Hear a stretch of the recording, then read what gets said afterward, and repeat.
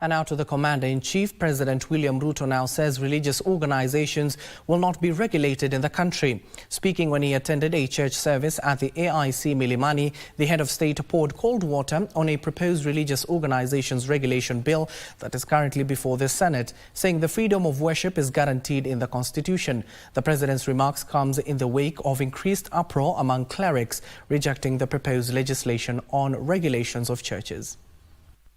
Disciples had this, they fell face down to the ground. President William Ruto attended a church service at AIC Milimani in Nairobi, where he assured the men of cloth that the state will not interfere with the freedom of worship.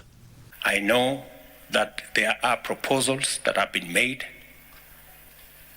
in some quarters about regulation of the church, regulation of worship, regulation of religious activities.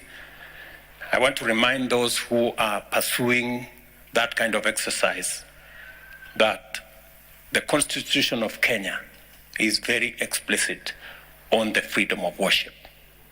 The president dismissed the religious organization bill sponsored by Tana River Senator Danson Mungatana that seeks to regulate religious organizations. The president observed that the faith community will decide on how they want the freedom of worship to be conducted and self-regulate the activities.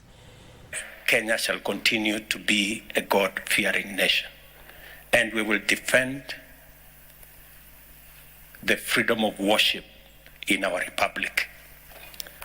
We will make sure that we don't compromise,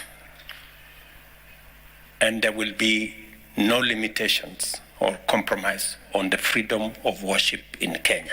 The bill, which seeks to introduce taxes on income, gifts or profits generated from the church, has been termed punitive and lacking stakeholder consultation by the clergy.